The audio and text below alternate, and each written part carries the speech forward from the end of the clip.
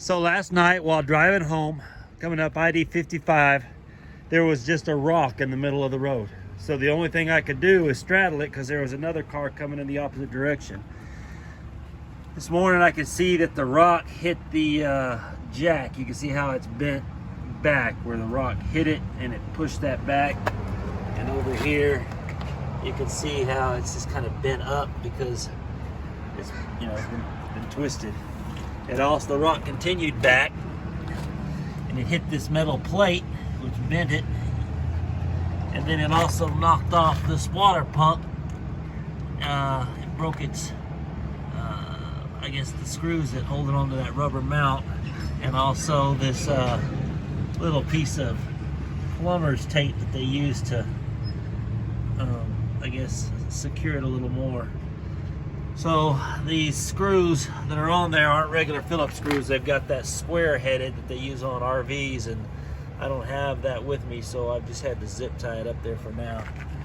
So I guess when I get home, I'm gonna look at maybe replacing that pump because it's got a big gash in it. I have to test it to see if it works. And I've got to get that re-bent out so that there's room for it to sit right. And I'm gonna have to probably replace that black plastic footing because the way that the screws from the pump are attached, it's all ripped out. So it's not going, that plastic piece isn't gonna hold that pump up there anymore. All right, I made this part of the video at the end, but I'm gonna put it at the beginning of the video so that you can have a list of the things I recommend that you use. One thing you're gonna need is definitely the pump. I got this off of Amazon. It was the exact same one that is available on the Scamp parts website for this unit. I use one of these little parts trays to keep all my screws and everything together. You can use anything you want. You can use a cookie pan, or you can use an old coffee can or a cup. Just make sure you have a place to keep all your hardware. You're gonna need a pair of wire strippers and a pair of wire crimpers. Yeah, I got a pair of wire cutters here to help cut off those little zip ties that were on there. You're going to need a socket wrench with a 5/16 inch socket if you decide that you're going to take off the band clamps on the plumbing. You'll need to use some electrical tape.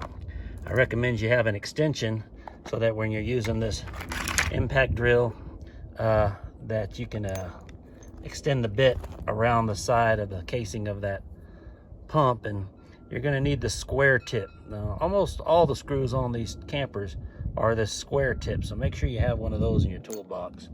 And then I picked up one of these terminal connector assorted kits at Harbor Freight. It's real cheap. The ones I used were these little blue ones here, and I recommend that. The other thing that you could also use is some of that heat shrink that you can get for electrical stuff. You can buy that at Harbor Freight too. It's this stuff right here. I use the marine grade because it, everything down there is going to be getting wet at one point or another. And they have different sizes in there. I use that middle size. And then you'll need some type of a heat source to shrink that tubing. I use this little torch, but you could use a lighter. You could use a match if you wanted to. And having all that together, and the hammer. I use the hammer to bend the metal back in place, just to pound it back. It didn't go back exactly the way I wanted it, but it'll help. It'll be better than leaving it the way it was.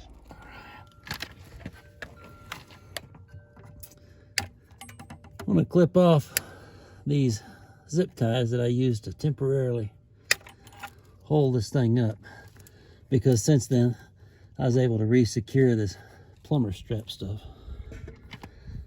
Now I'm going to remove the plumber strap.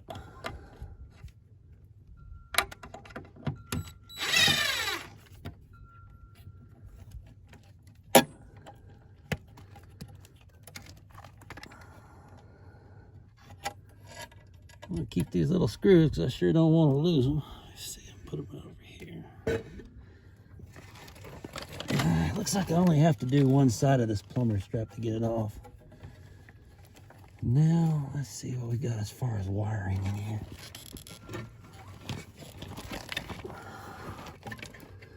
So you're gonna have a black and a red wire. All right, so on the other side, you're gonna have the place where the wires from the trailer come out. They're red and white, and they're connected to this black and red wire on the pump. So connect the red wires together and connect the black and the white wire together. I'm gonna go ahead and clip these so that I can have a fresh connection. Another thing you're gonna need to remove is this little retainer here that holds on the black and the red wire that go to the pump.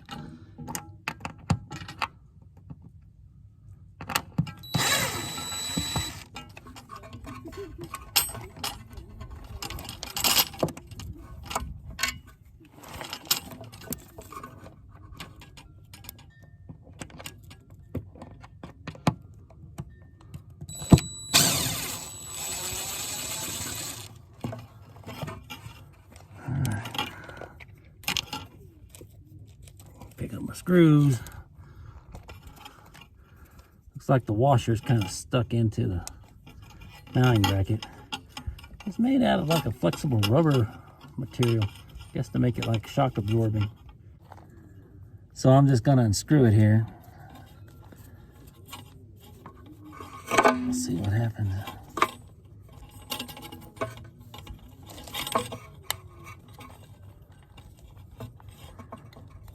I know all this fluid is going to pour out. I'm just going to let it land on the ground. I'll be using the trailer this weekend. Make sure everything works. I'm going to have to run water through it to do that, so I might as well let all the winterization fluid out. Oh, there we go. Same thing for the other side here.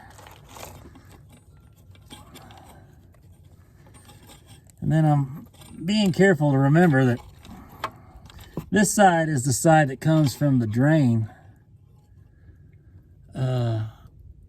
And this side, I guess, is the side that it pumps out of. So I want to make sure I get that orientation right again so that I'm pumping in the right direction.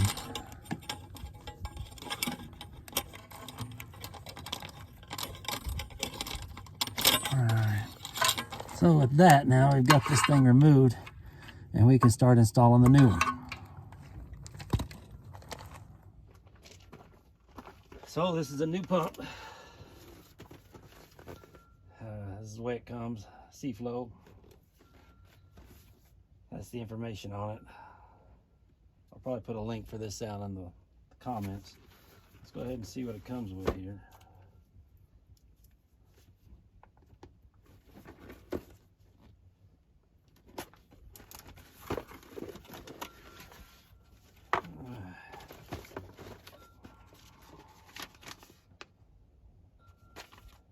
Instruction sheet.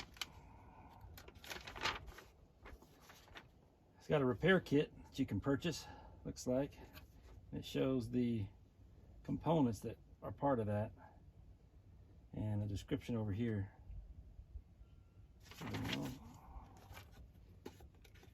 Let's see, it comes with a 4-year warranty.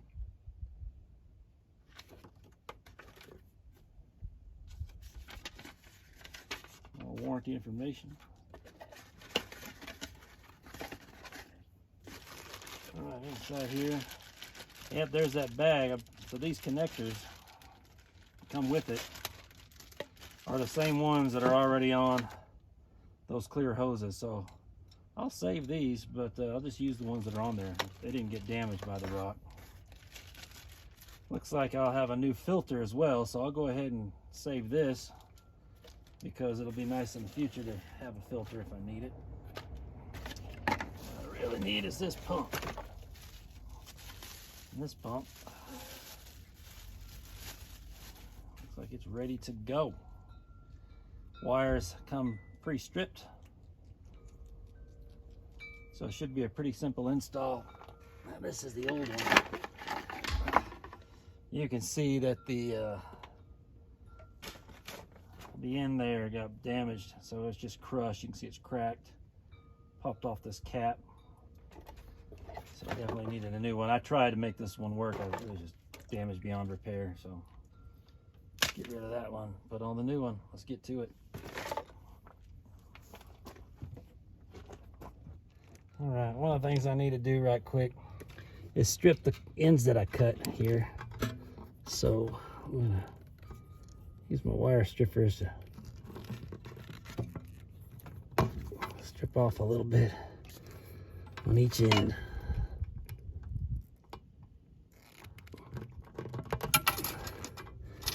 And then I'm gonna go ahead and twist it a little bit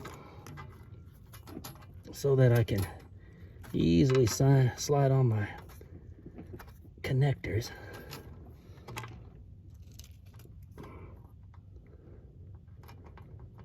Yeah, like the other thing I wanted to do was use this shrink tubing to make a better seal than that electrical tape. I still might use electrical tape, but I'm gonna go ahead and put on my shrink tubing now so I don't accidentally forget to slide it on before I connect the other side. I've been known to do that. Now there's little arrows on here that show the direction of the flow of water. So keep those in mind when you're hooking this thing up. You know, while I'm down here, and now that the pump's out of the way, I'm gonna go ahead and bang this metal back into its original position, or as close to it as I can get. That rock hit it and pushed it way back. So this would be a good time to try to put it back in the spot that it's supposed to be in.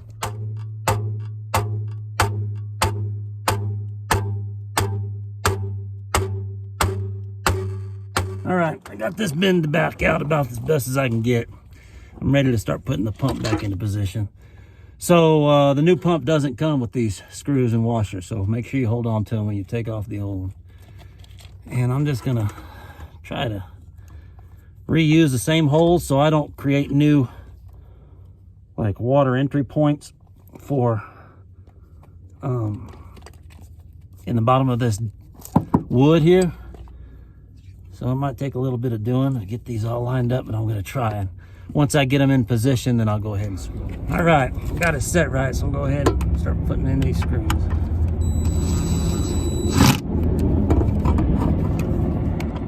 Get it in the hole. There we go. That one feels stripped out too. So yeah, I'm gonna end up repositioning this thing because these screws aren't really biting into the wood and tightening up, so that'll be a problem. Might as well get it done right. All right, so I got it off, and so rather than leave these open holes here, I'm gonna go ahead and put a dollop of this XL sealant in there so I can kind of cover those holes up so that they're not a place for water to go in. I think I'll do that on all these open holes, because some of these holes were used to hold on the plumber's tape. And I think one of them was used to put on the little clamp that holds that wire. I might use new holes on all of them, so that's mounted real good, and I'll cover up all the old holes. Make sure that water can't get up in there, cause any rot.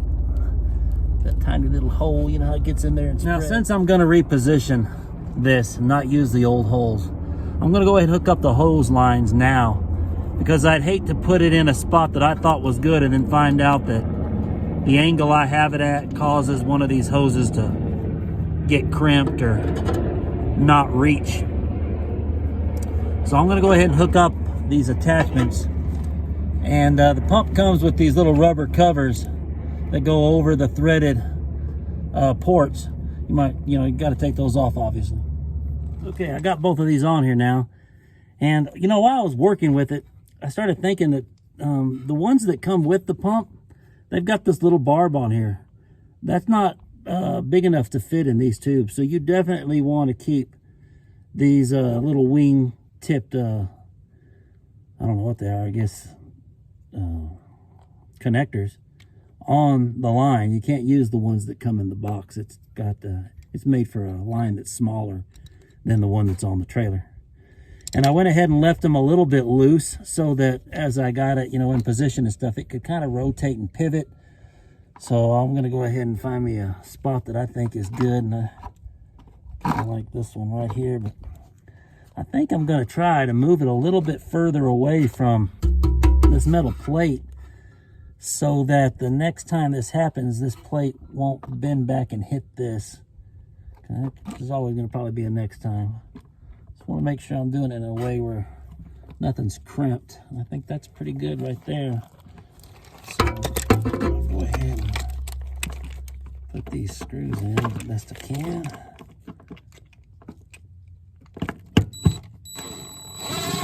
Now that that's on, I'm going to go ahead and put on this little plumber's tape that they use to go around the pump. Is just a little extra way to secure it. So I'll go ahead and stick that on.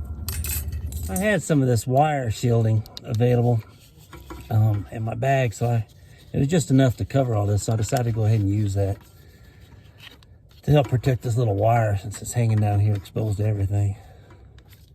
The only problem with using the wire shielding here is that this little wire clamp that I took off isn't going to fit around it anymore. So I'm going to go ahead and still put this on here, but then I'm going to go ahead and just run a zip tie through it and around this to hold it in, so it'll just become an anchor for the zip tie.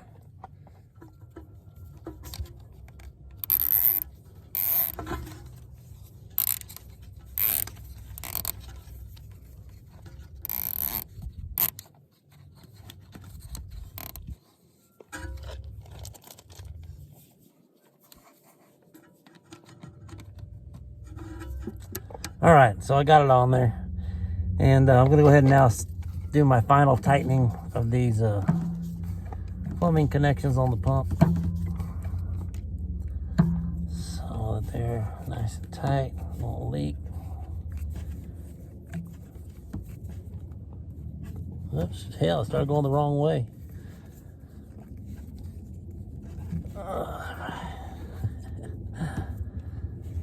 Yeah.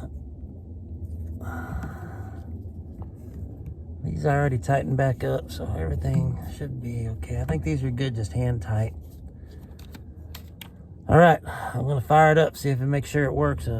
Shouldn't have any problem. All right, back inside the camper now. We're gonna go ahead and pour in about a gallon of water into this shower pan.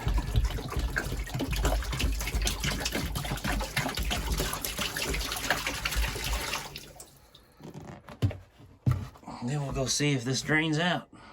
Let's see, first thing we want to do is turn on. And yep, I got it on. And there it goes. I can hear it running. Back underneath, we're gonna check for leaks. Nice and dry there. Nice and dry there too. Yeah, I think we're good to go, y'all.